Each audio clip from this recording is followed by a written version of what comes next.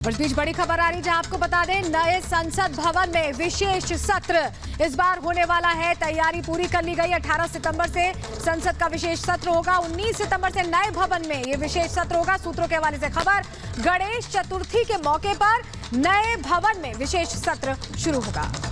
सरकार ने 18 सितंबर से ये सत्र बुलाया है। 18 को पुराने भवन में सत्र की शुरुआत होगी। 18 से 22 सितंबर तक विशेष सत्र चलेगा और 19 तारीख से नए संसद भवन में ये सत्र चलाया जाएगा। ये इस वक्त की अहम खबर सूत्रों के हवाले से जानकारी मिल रही है। विशेष सत्र बुलाया गया है 18 से लेकर 22 तारीख तक। इस बीच 18 को तो पुराने भवन में, लेकिन 19 तारीख से नए संसद में सत्र होगा।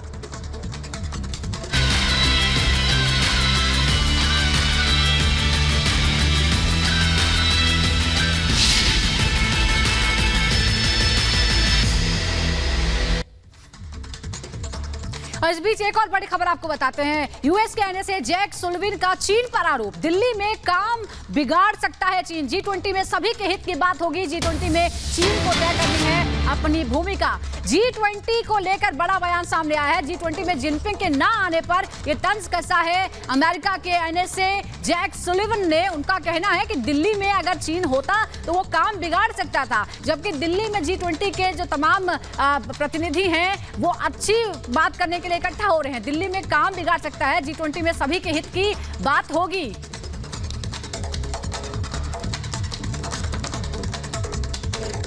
As far as the question of tensions between India and China affecting the summit, really that's up to China.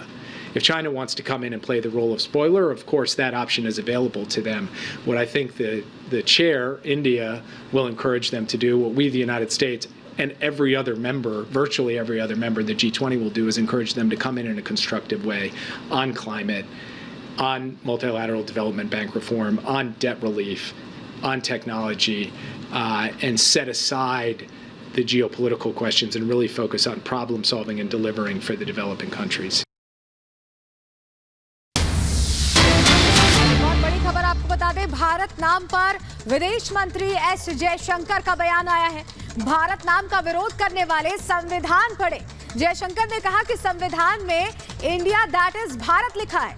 Bharat एक अर्थ, समझ, अनुमान है। जयशंकर ने कहा कि ऐसा संविधान में भी परिलक्षित है। जयशंकर दरअसल G20 के कई आधिकारिक कागजातों में भारत लिखा हुआ है, इसको लेकर रिएक्शन दे रहे थे और इस पर उन्होंने कहा कि विपक्ष सवाल खड़े कर रहा है, लेकिन ये संविधान में भी परिलक्षित है। Issue about G20 is the invitation card which says Bharat and not India. Now that is the latest thing, that is G20 going to reposition India as Bharat and not India as India? No, India that is Bharat. It is there in the constitution. Please, I would invite everybody to read it. So it's not something which is new. It is something which existed in the constitution, and so you didn't do. It's not a new roll of dice. No, I think when you say Bharat, in a sense, a meaning and a understanding and a connotation that comes with it, and that is reflected in our constitution as well. तो सुना आपने, विदेश मंत्री S Jaishankar ने खास बातचीत में कहा कि संविधान में ही इंडिया दैट इज भारत कहा गया है। तो विपक्ष जो सवाल उठा रहा है उनको पहले संविधान को ध्यान से पढ़ लेना चाहिए। उसमें जो भी जिक्र है वो भारत का ही जिक्र है और उसकी भावना प्रकट होती है कि भारत है। विरोध करने वाले संविधान को पढ़े। संविधान में इंडिया दैट इज भारत लिखा है।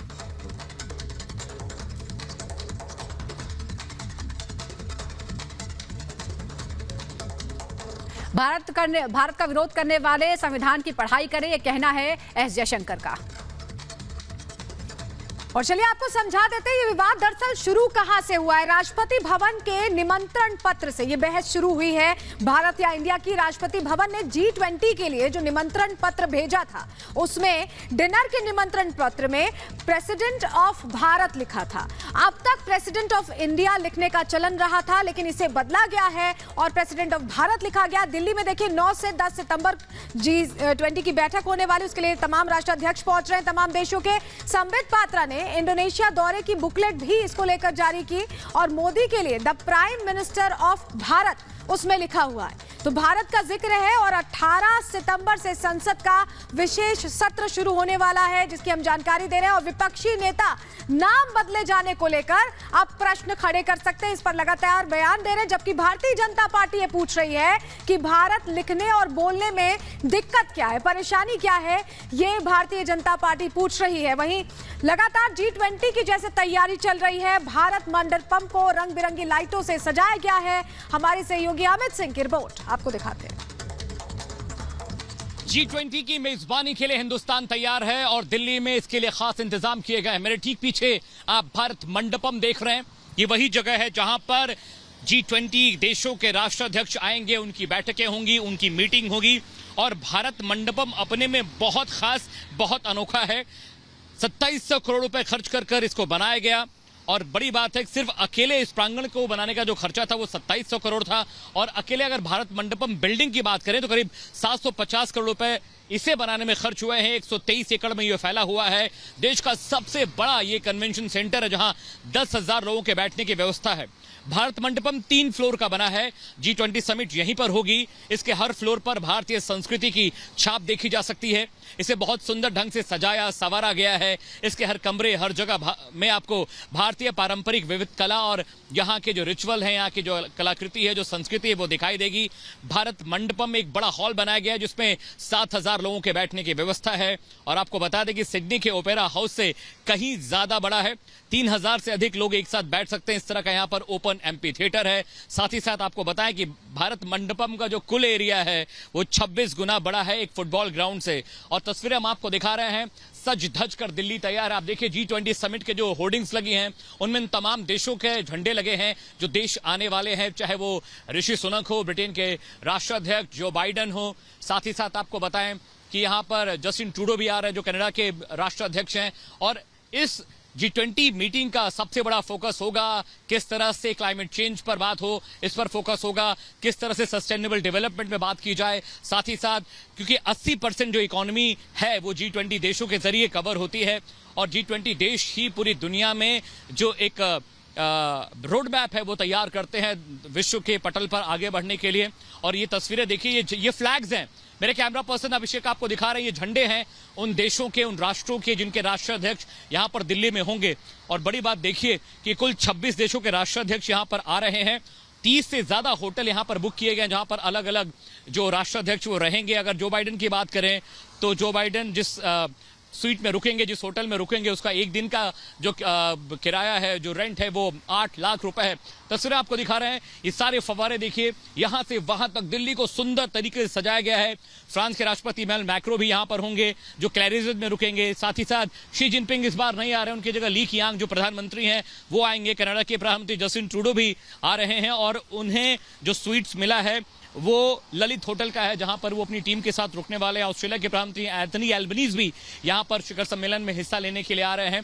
यानी चाहे वो लुटियंस का इलाका हो, चाहे वो सेंट्रल दिल्ली हो, ये तमाम इलाके सजाए संवारे गए हैं। और बड़ी बात है कि सिक्योरिटी फोर्सेस भी यहाँ CRPF तैनात की गई है।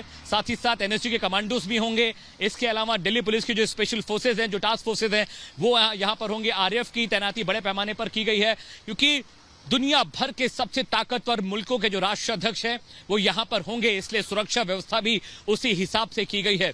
और बड़ी बात यह है कि जब यहाँ पर राष्ट्राध्यक्ष होंगे तो उनको खाने पीने के लिए जो परोसा जाएगा वो भारतीय व्यंजन होगा और जो भारतीय संस्कृति को परिलक्षित करता होगा, दिखाता होगा। और बड़ी बात समझिएगा कि लाइव किचन भी होगा जहाँ पर भारतीय व्यंजनों को जो राष्ट्राध्यक्ष हैं वो बना सकते हैं। उनकी जो पार्टनर्स हैं वो यहाँ पर जो भारतीय व्यंजन उन्हें बना सकते हैं और खुद भी उसका लुत्फ और मजा ले सकते हैं। दिल्ली बिल्कुल सज धज कर तैयार है G20 को लेकर। 9 से 10 सितंबर को दुनिया भर के डेलीगेट्स यहाँ आने वाले हैं। सुरक्षा चाक चौबंद की गई है। और बड़ी बात यह है कि दिल्ली के चप्पे चप्पे को सजाया संवारा गया है।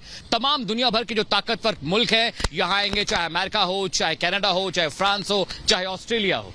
बिल्कुल ठीक है अमित आपने। और देखिए यहाँ पर ये खूबसूरत नजारा राजधानी दिल्ली का आप देख रहे हैं। चारों तरफ किले में तब्दील हो चुकी है। सुरक्षा का इतना जबरदस्त पहरा है।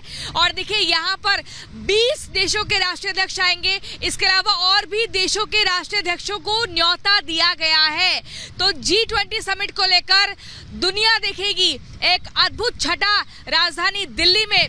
और अगर खासतौर पे अमित हम बात करें भारत मंडपम की, तो उसकी तो बात ही अलग है। जी हाँ, देखिए भारत मंडपम पूरा 3 फ्लोर का बना है।